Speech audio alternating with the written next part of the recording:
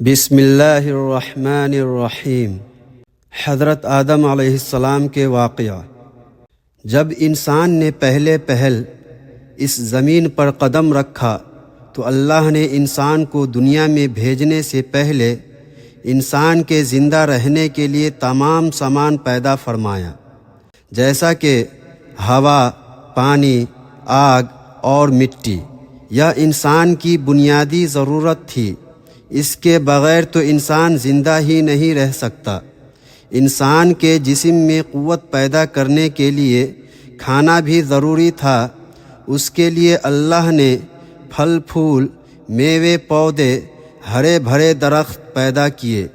اس کے علاوہ سر اٹھائے بلند و بالا پہاڑ، رواں دواں گنگناتے ہوئے چشمے، بل کھاتے دریا، بیکراں سمندر، چاند، سورج، ستارے، غرض کے ہر وہ چیز جو انسان کے زندہ رہنے کے لیے ضروری تھی پیدا کی۔ ان سب چیزوں کے علاوہ انسان کے آرام اور سہولت کے لیے اور چیزوں کی بھی ضرورت تھی، وہ بھی پیدا فرمائیں۔ زمین آسمان کے اندر بے شمار چھپے ہوئے خزانے اور وسائل ہیں، مثلاً لوہا، چاندی، ابرق، تیل، کوئلہ اور گیسیں ہیں۔ یہ تمام چیزیں انسان کی ضرورت کی ہیں، ان سے انسان فائدہ حاصل کرتا ہے۔ ان تمام چیزوں کو زمین کے اندر سے نکالنے اور دریافت کرنے کے لیے ایک ایسی ذی عقل اور علم رکھنے والی ہستی کی ضرورت تھی جو ان تمام چھپی ہوئی اور اوجھل چیزوں کو ڈھونڈ کر نکالے اور اپنے ہی لیے کارآمد بنائے۔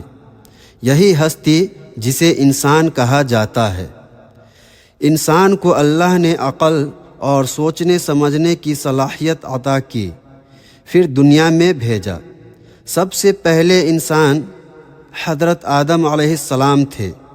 انسان کی نسل حضرت آدم علیہ السلام سے چلی اور تمام انسان حضرت آدم علیہ السلام کی اولاد ہیں۔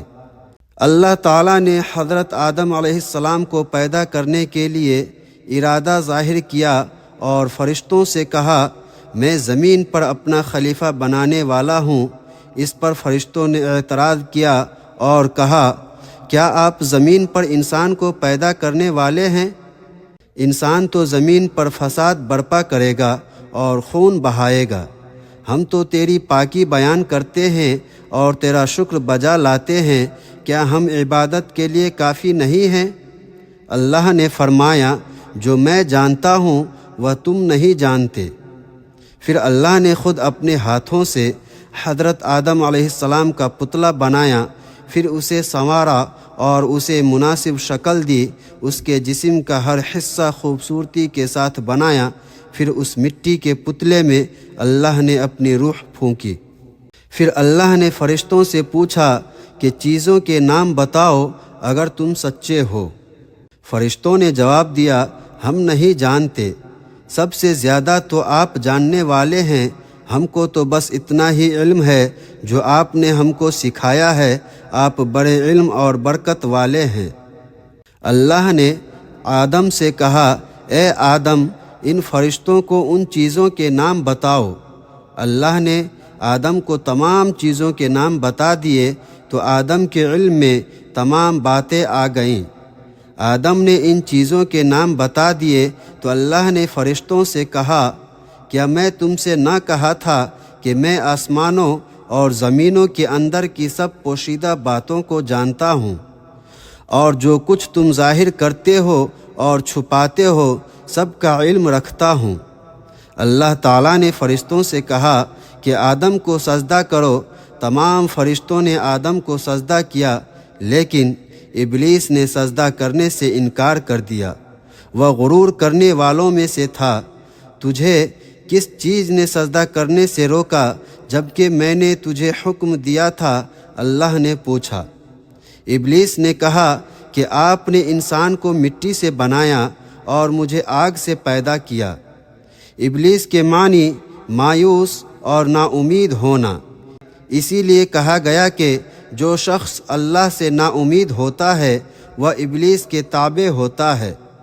جو لوگ ابلیس اور شیطان کے بہکاوے میں آ جاتے ہیں وہ پست ہمت ہوتے ہیں۔ جو فرائض ان کے ذمہ ہوتے ہیں وہ ادا نہیں کرتے اور ذلیل و خوار ہوتے ہیں۔ جب ابلیس نے سجدہ کرنے سے انکار کیا تو اللہ نے فرمایا تو آسمان سے اتر، تو نے تکبر کیا اور تو ذلیل و خوار ہوا۔ ابلیس نے کہا کہ مجھے قیامت کے دن تک مہلت دیجیے۔ اس پر اللہ نے فرمایا تجھے مہلت دی گئی۔ ابلیس نے کہا میں تیرے بندوں کو گمراہ کروں گا اور ہر طرف سے ان کو گھیرے میں رکھوں گا، وہ تیرا شکر بھی نہیں کریں گے۔ اللہ تعالیٰ نے حضرت آدم علیہ السلام کو حکم دیا کہ اے آدم، تم اور تمہاری بیوی بہشت میں رہو اور جو کچھ کھانا ہے فراغت سے کھاؤ، اور ایک خاص درخت کی طرف اشارہ کرتے ہوئے کہا کہ اس درخت کی طرف نہ جانا ورنہ تم ظالم قرار دیے جاؤ گے۔ چنانچہ آدم علیہ السلام اور حضرت بی بی حوا آرام سے رہنے لگے تو شیطان نے دونوں کے دلوں میں وسوسہ ڈالا کہ تمہارے رب نے تم دونوں کو اس درخت کے قریب جانے سے اس لیے منع فرمایا کہ کہیں ایسا نہ ہو کہ تم ہمیشہ ہمیشہ کے لیے زندہ رہنے لگو۔ میں تمہارا خیر خواہ ہوں اور تم دونوں کی بھلائی چاہتا ہوں۔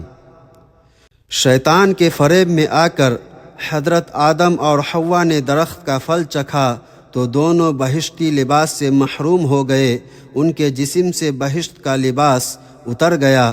دونوں اپنے اوپر جنت کے پتے جوڑ جوڑ کر رکھنے لگے۔ ان کے رب نے ان کو پکارا اور کہا کیا میں نے تم دونوں کو اس درخت کے قریب جانے سے منع نہیں کیا تھا اور یا نہ کہا تھا کہ شیطان تمہارا دشمن ہے؟ حضرت آدم اور حوا دونوں سے غلطی ہوئی، انہوں نے اللہ کا حکم نہیں مانا۔ اس غلطی پر دونوں کو سخت ندامت ہوئی۔ آدم نے اللہ سے معافی طلب کی اور دعا کی اے میرے رب، ہم نے اپنے نفس پر ظلم کیا، اگر آپ ہم پر رحم نہ کرے اور ہماری مغفرت نہ کرے تو ہم نقصان اٹھانے والوں میں ہوں گے۔